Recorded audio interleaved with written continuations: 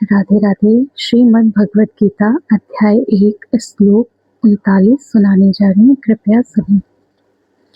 यद्यपि यतेन पश्यन्ति लोभ अपहत चेतसा कुलक्षय कृतं दोषं मित्रद्रोहे च पापतं कथं न ज्ञेयम् अस्माभिः पापात् अस्मात् निर्विर्तुत्तुं कुलक्षय कृतं दोषं पश्यन्द्रिह जनार्दन।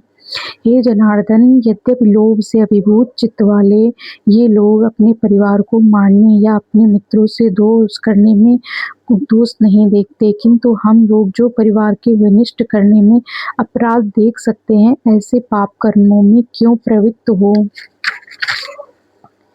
अर्थात क्षत्रिय से ये आशा नहीं की जा सकती कि अपने विपक्षी दल द्वारा युद्ध करने या जुआ खेलने का आमंत्रण दिए जाने पर मना करें।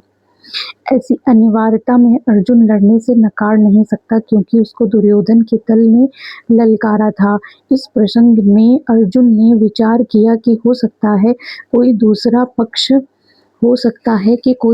पक्ष इस ललकार भरे परिणामों से प्रति अनभिज्ञ हो, किंतु अर्जुन तो दुष्परिणाम ही दिखाई पड़ते हैं, अतः वह इस ललकार को स्वीकार नहीं कर सकता। यदि परिणाम अच्छा हो तो कर्तव्य वस्तुतः पालनीय होता है।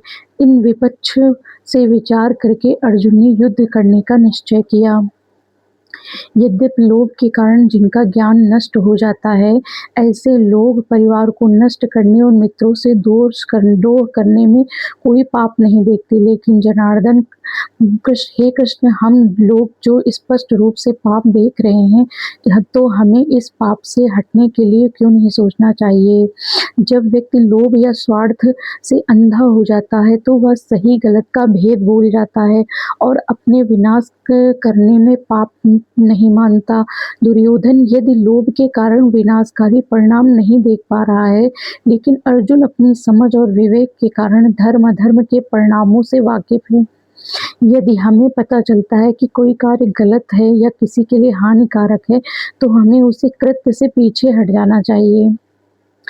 इस श्लोक से हमें यह सीख मिलती है कि अधर्म में शामिल होने का नैतिक साहस रखें, भले ही दूसरे लोग जिसे सही ठहरा रहे हों।